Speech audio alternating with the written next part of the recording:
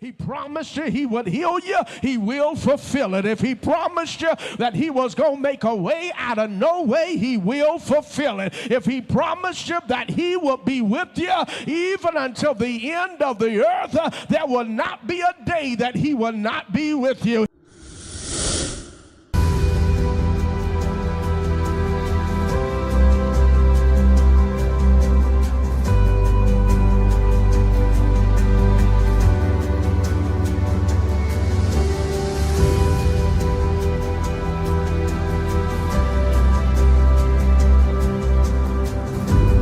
The truth is, you're in a waiting season, not a stuck season. At Long Branch, we are saving souls and solving problems.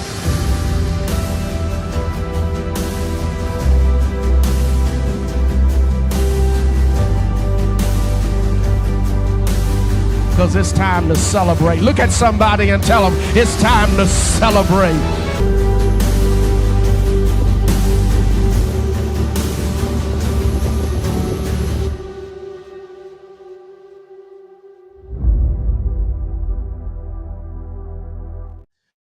Well, hello, Lone Branch and friends. Thank you so much for tuning in on today, for this is the day that the Lord has made, and we shall rejoice and be glad in it. I'm Pastor Sean Dogan of the Lone Branch Baptist Church, and it's always a pleasure to come before you, to be with you, to show the love of our Christ and to shine the light that he has given unto us. Listen, I want you to know that in our series, The Road to Calvary, we're in the middle of it, and I can't wait to preach and teach to you the word of the Lord this coming Sunday.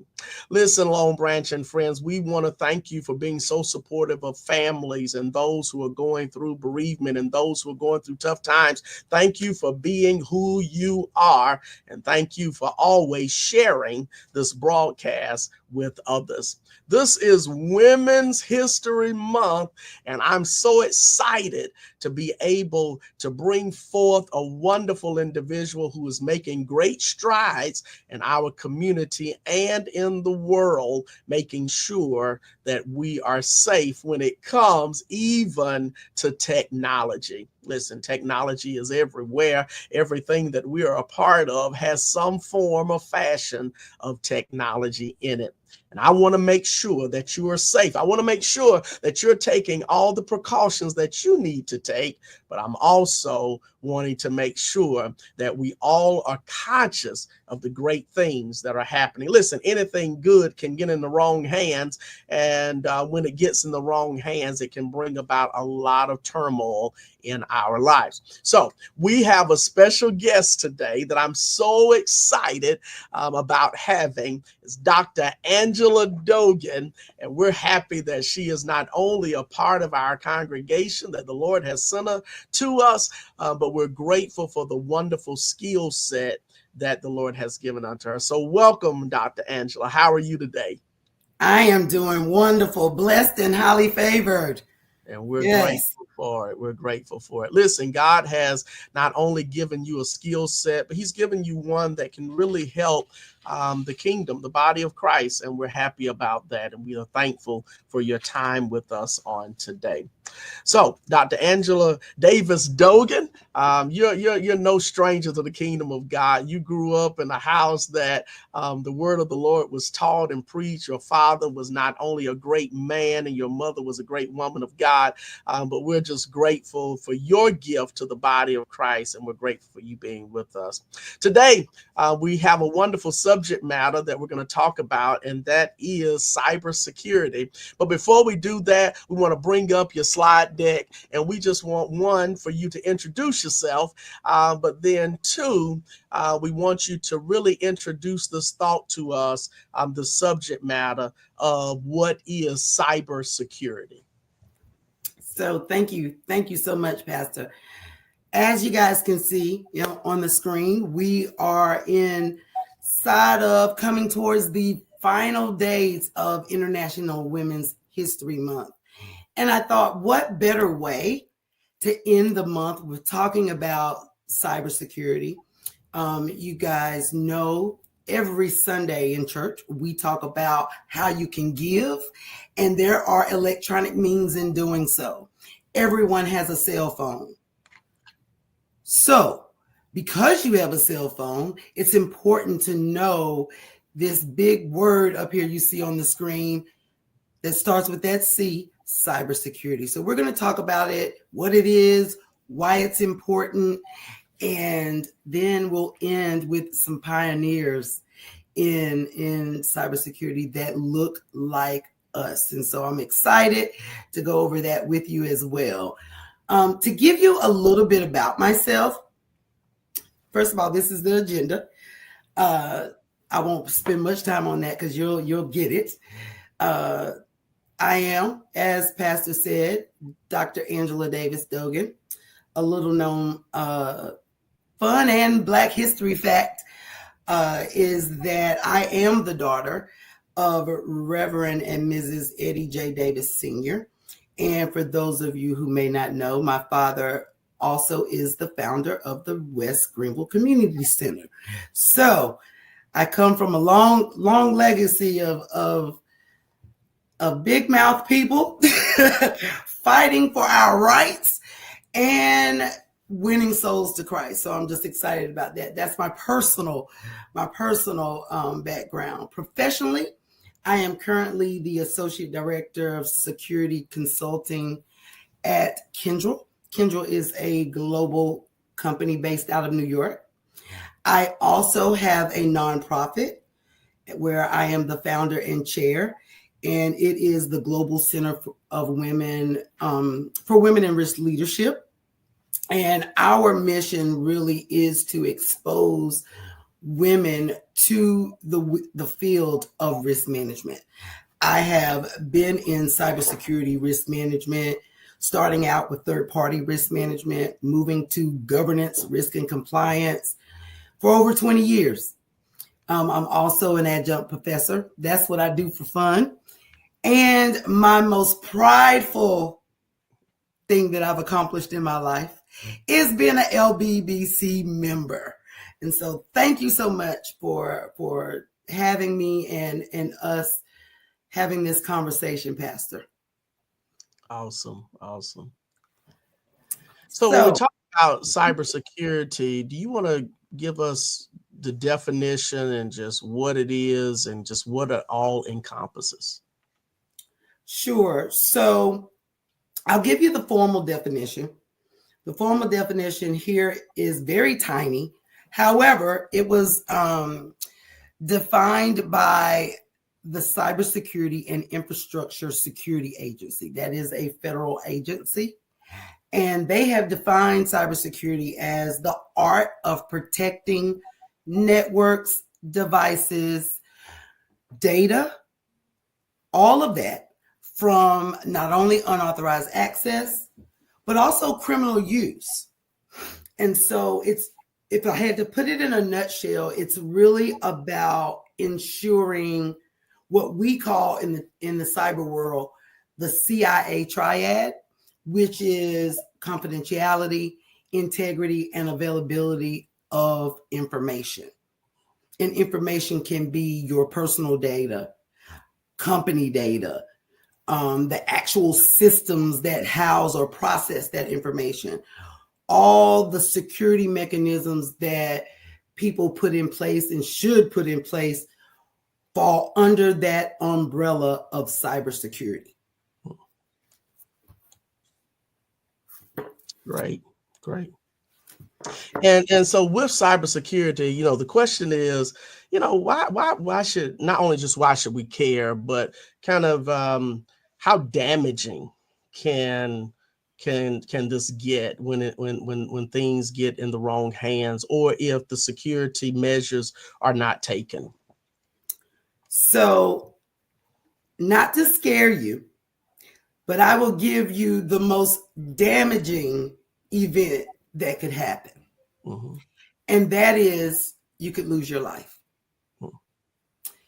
When I say that to my students, their eyes get really big. And what do you mean, Dr. A? Oh my God, how does life have anything to do with it?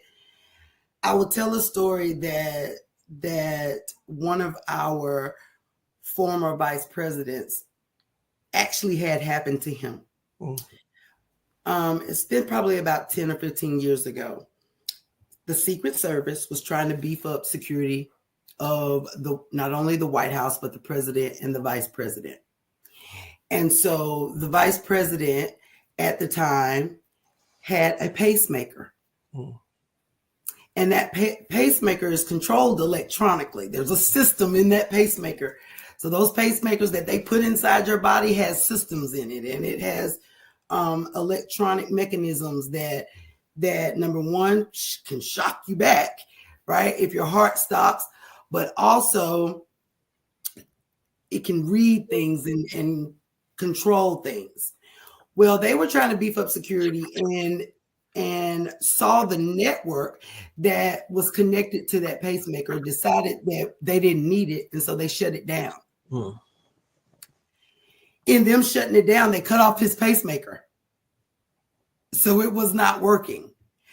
Luckily, there was a backup that triggered an alarm.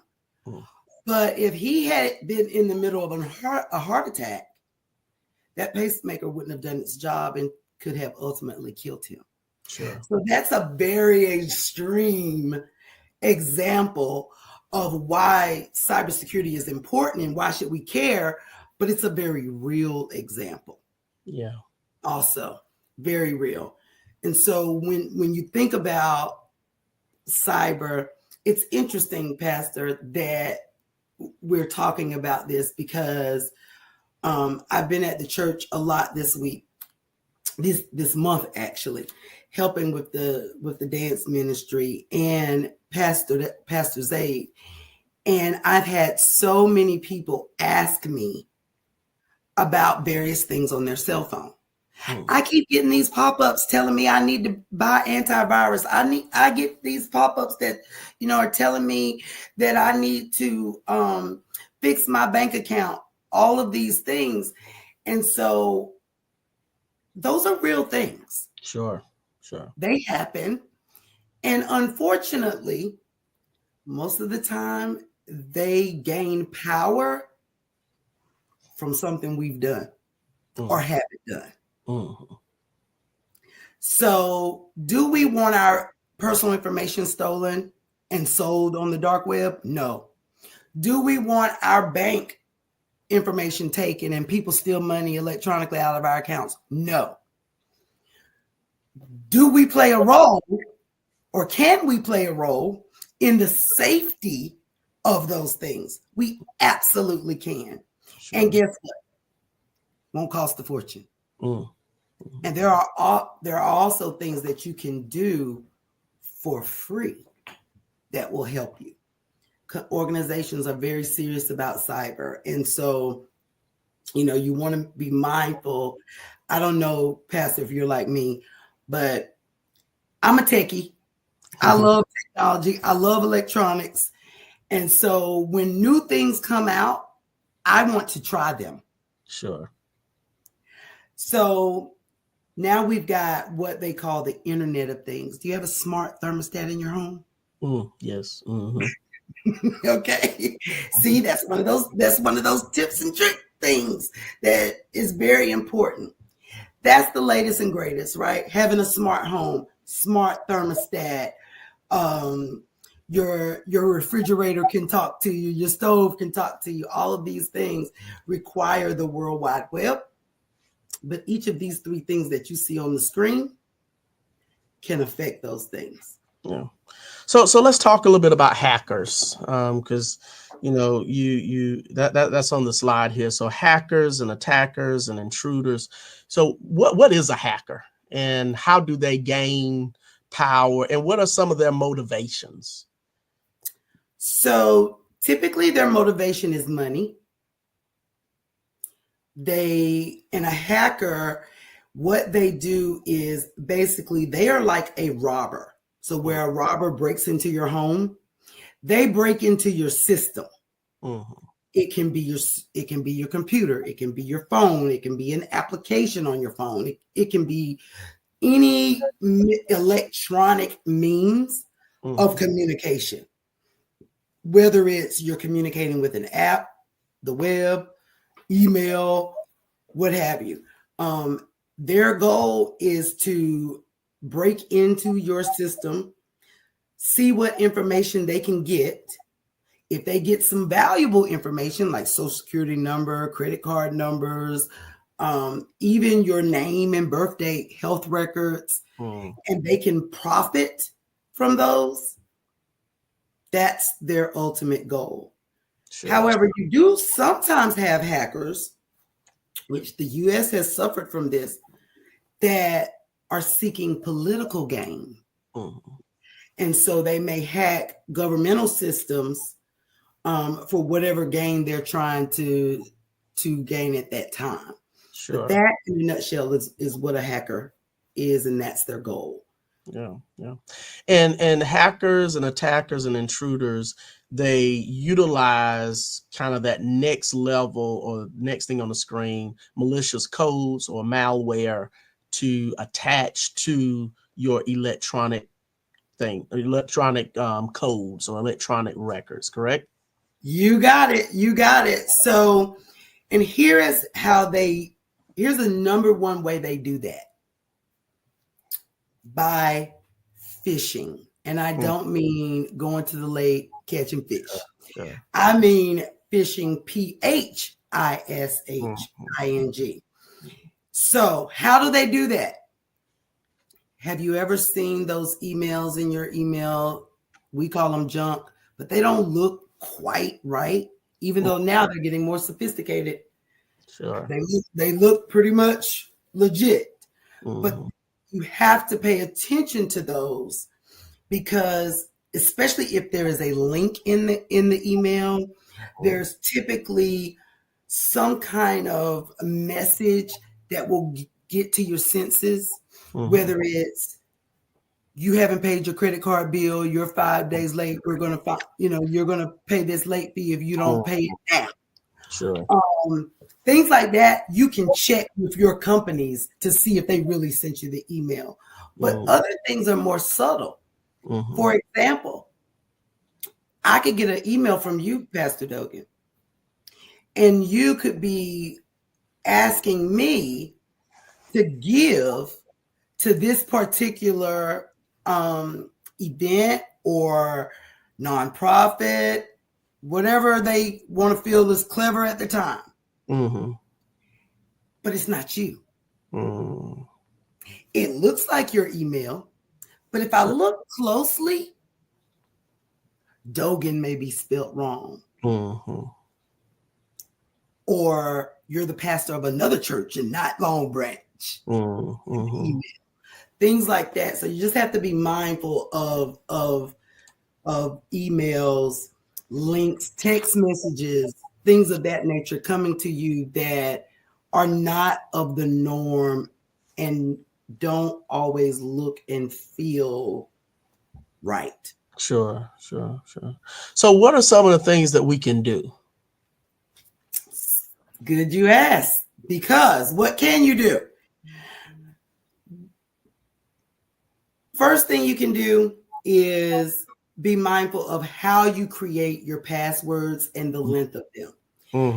Now, people usually frown at me when I say this one, because now everything needs a password. Everything needs a password. And the number one complaint I hear is I can't remember all those passwords. You're telling me to use strong passwords. You want them to be 15 letters long. The good thing is that there are password managers out there. So if you Google password manager, they will come up. One that I use is called 1Password, and they spell the word one. Okay.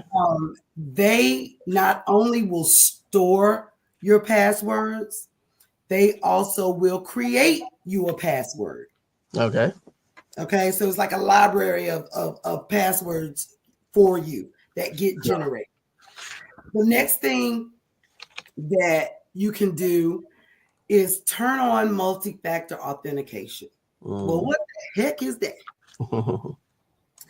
Multi-factor authentication is a mechanism and a protocol that we call that looks like these three things. Mm-hmm. It is something you know, Okay. something you are, Mm. and something you have. Okay. Okay. So that literally is our academic description of multi-factor authentication. So Okay. basically, it is another annoying thing because it requires you to take multiple steps. And every cell phone, if you have Google, now Google's starting to require it. If you have Apple, Cloud, all of those things, you'll enter your username and password, and you may have to do another thing. Okay. Depending on how new your technology is, you may also see it called as two-factor authentication. Okay. Yep. So if you have accounts or an app where you have to put your username and password in, and then it'll tell you to enter a code. Mm-hmm. You have to choose where you're going to send the code to. It might go to your text, might go to email. That process is multi-factor authentication. Okay. So when you're trying to turn that on, that's what you're turning on. Mm-hmm. The fact that you not only have to enter a username and password, but that you also have to enter something else. Yes. Okay. The next thing, beware of phishing scams. So those examples that I gave a few minutes ago, Mm-hmm. about emails and being mindful, names may not be spelled right. Something may be a little off. What that requires you to do is to examine your emails. Mm-hmm. So don't just look at who sent it to you and immediately start reading it and responding or click a link. No, don't do that. Pay close attention to the email. Yes. And then last, don't click delete. All right. Period. Don't click delete. If you don't know where that link leads you to or where it came from, don't click it, delete it. Okay. So when you say don't click delete, you're saying don't click the link, just delete the email. Is that what you're saying? That's exactly what I'm saying. All right. But I'm also saying in the event you don't know the sender of the email, don't even open the email. Right. So don't open it, just delete it. Just delete it. All right. So don't open it, just delete it. Yes. Awesome. Well, that has been so helpful. So now we know what cybersecurity is. Not only do we know what it is, we know that there are hackers and attackers and intruders out there that use malware or malicious code to connect to our information. The motivation of this is usually a financial motivation or even sometimes a political motivation. And that there are certain things that will make us vulnerable, that there are certain things that we do or expose ourselves to that make us vulnerable. And you've given us some wonderful safety tips. One is just to use a stronger password and use a password manager. Turn on multi-factor authorization and authentication tools. That's the two-step verification that many of us have. And then also, if we see an email that doesn't look right, just don't open it at all. Just if you don't know who the sender is, just delete it. They'll contact you another way if it was something that was important. We stated in the beginning that this month, the month of March, is Women History Month, and we always want to not only promote people who have made great strides in a certain area, but maybe even be motivated and expose, especially our young people, to individuals and to names and to personalities that could possibly be useful or encouraging for them in the future. And you've done just that. You're getting ready to tell us about a few individuals who I'm sure you look up to, or that you see as a role model, and those who have paved the way in this. So could you share some of those individuals with us? Sure. So mathematics, science, and technology, it has always been near and dear to my heart. So this first lady, when I read about her, I was amped. Like, oh my gosh, another Black woman who cares about math. So her name is Annie Easley. And before I get into Annie, I want to point out a common theme with all of these women, other than the obvious. But the common theme here is their support and advocacy for more women and people that look like us to get into the cybersecurity or computer technology field. Sure. There are plenty of jobs out there, but there's not enough bodies. And so there is an awesome opportunity that we can talk about another day. But I just wanted to point out that common theme that all of these women share, and that is trying to promote more Blacks, more African Americans in the field of computers, technology, and cyber. So with that, again, Annie Easley, she was born in 1933. 1933. And do you see, she was a computer scientist and mathematician. So she was also a hidden figure. She worked for NASA. And what I found interesting about her, she came from very humble beginnings. She's the baby of 7. There were 6 boys ahead of her. Wow.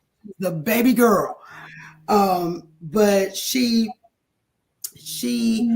read an article. What I thought was interesting, she read an article about these twin sisters that worked for the National Advisory Committee for Aeronautics, which is now NASA.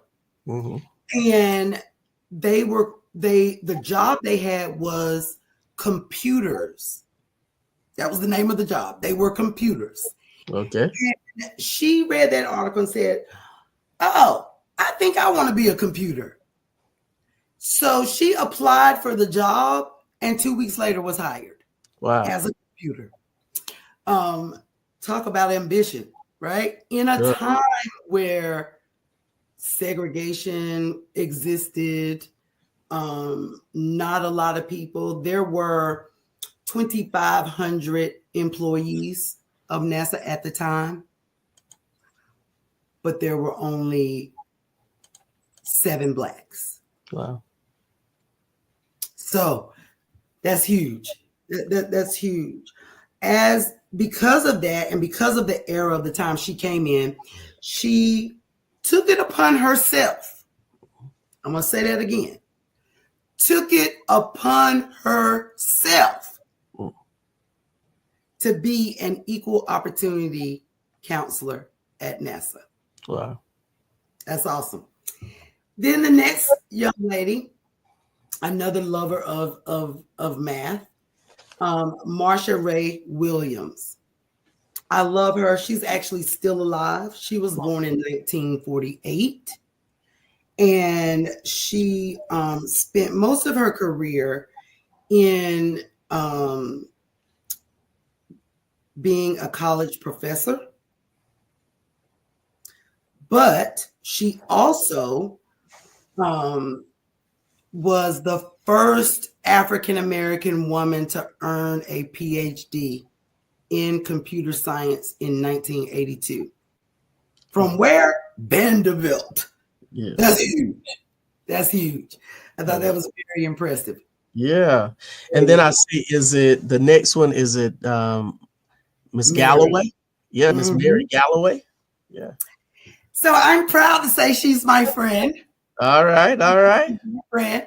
We started in this industry around the same time. She is making great strides. We would go to security conferences and be probably 2 of 10, maybe, of Black women there. And she basically one year got mad about it, honestly, and said, we got to do something about this. And so she founded the Women's Society of Cyber Jutsu. It has that name because she is in the area of cyber ninja. So she fights crime. All right. All right. And so her goal is to make more cyber ninjas that look like it.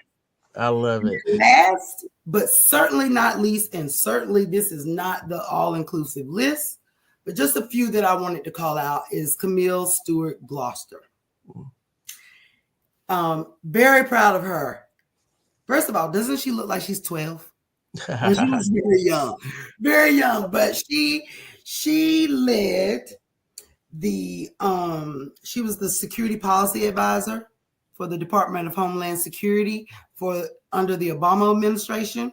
Most recently, she was the Deputy National Cyber Director for the White House under the Biden administration. And she owns her own law firm, cybersecurity law firm, which is a lucrative business, by the way.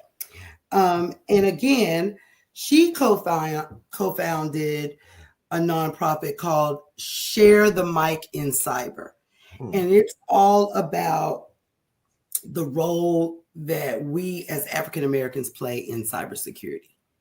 Yeah. Well, Dr. Angela, this has been invaluable information. And thank you so very much for sharing. And listen, I want all of our young people to know that you can add Dr. Angela Davis Dogan to this pioneer in cyber list as well. Listen, to all of our young people and parents, if you're interested in hearing more information about cybersecurity, please see Dr. Angela. She's always willing and able to help you and to talk to you, and especially to our young people. We'll be having her in our youth department just to talk about this as a career. This is not only a wonderful career, but one that many of our schools are even going more into. I was listening to some of the HBCU presidents, and they were talking about how cybersecurity is something that even their institutions are doing more of, and having gaming as an actual degree in their institution, because of not only the strength of it and the popularity of it, but also the cybersecurity part of even gaming.